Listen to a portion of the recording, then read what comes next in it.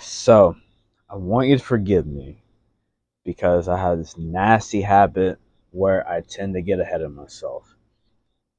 Before we even begin buying a whole bunch of flight tickets, um, we must talk to our bank or banks, plural if you bank with multiple banks, doesn't matter. Most banks have built in fraud detection. Large transactions that pertain to travel are more likely to get flagged. The flagging of high ticket travel items is like a knee jerk reaction that may cause your card to get declined. Your card may get declined even if you have the money to pay for it, even if you have extra money in the bank. They basically do this to protect you. Simply, it is the bank's job to keep your money safe. And from their perspective, they see it as someone stole your card information and is now going on a shopping spree and is going to spend every last single dime that you have worked or inherited for, but it won't be for you, it'll be for their own leisure. And I can't blame them. So, like me personally, my debit card has built in fraud detection. That's the relationship I have with my bank.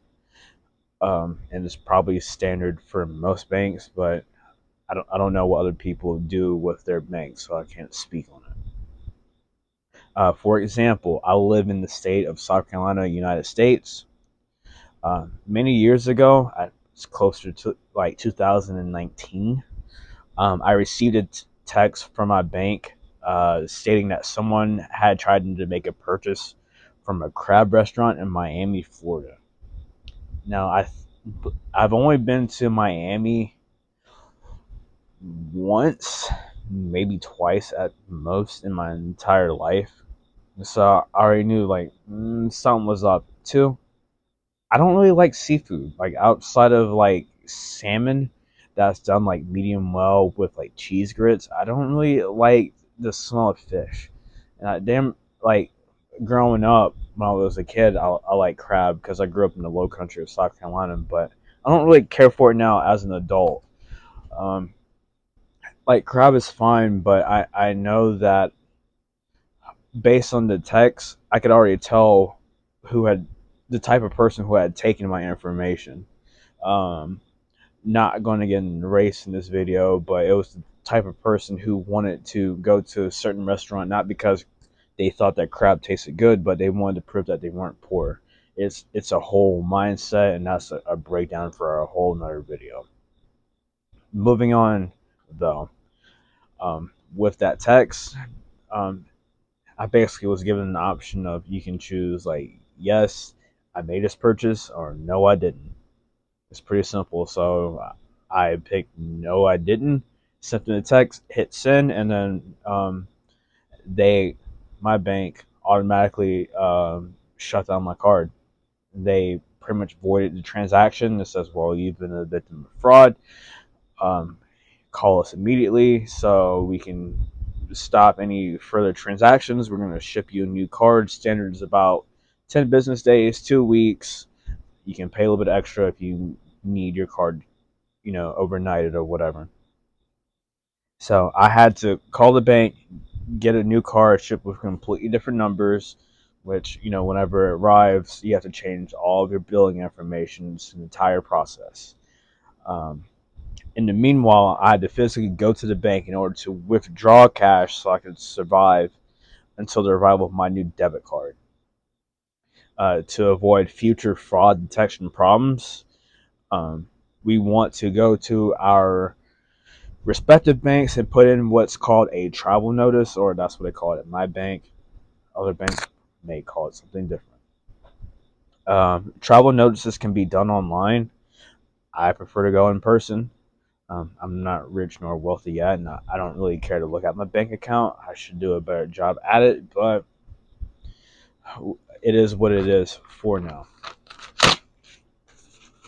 And so a travel notice works by you telling your bank or banks that you are spending money outside of your typical geographic zone.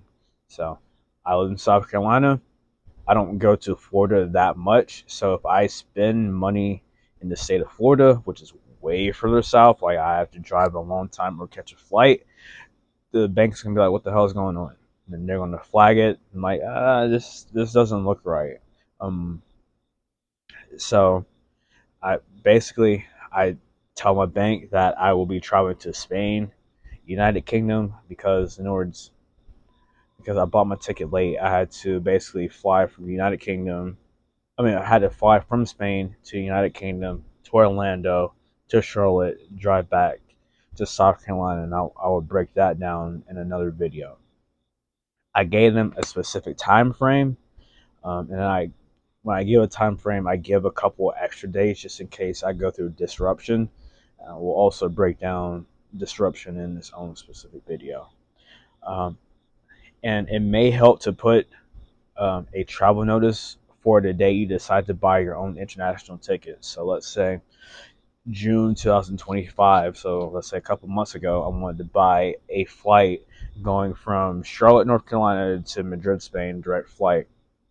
Well, hindsight is 2020, but looking back, I probably should have either done it online or went to my bank and say, "Hey, I'm going to buy this ticket on this day," and then put a travel notice for this period of time. And then they're like, "All right, cool." They would have put the information in the computer, so it would tell the computer, "Hey, don't." As long as he has the money to pay, if he buys a ticket, let's say from the United Kingdom or an app, in order to get to where he has to go, don't decline his card. Um, I keep harping on the United Kingdom because it was a whole ordeal. This year, I had to pay money to apply for United Kingdom immigration, even though I have no desire to live there. I only needed to go to their airport to catch a connecting flight to get to the United States, but it doesn't matter. So each country has its own particular set of rules. The United Kingdom, in particular, has like a new immigration policy, and basically you have to pay to apply to basically go through their immigration. Even if it's for a couple hours, you still have to go through the process. You have to do your passport information. You have to buy the application in pounds, this, that, and the third. So um, when I did it this year, the bank pretty much they declined one of the transactions. They approved the other one. It's fine. But long story short, I was able to do what I had to do. Okay, but um, you want to make sure that the bank is on the same page as you are. Also, avoid making the mistake of making consecutive transactions outside of your country. If I buy an outgoing flight from Charlotte to Madrid on a Tuesday, and if I don't buy the entire trip all in one transaction, like if I want to, let's say, bounce around from, if I want to buy, let's say, separate flights from city to city in order to save money, well, I want to do it on different days, or at least try to have a travel notice put in so it's less likely for the bank to flag what I'm doing if I tell them upfront in advance what is going on. Um, it may be cheaper to break up flights, but we will discuss that in another video. But too many transactions made outside of the normal will get you flagged.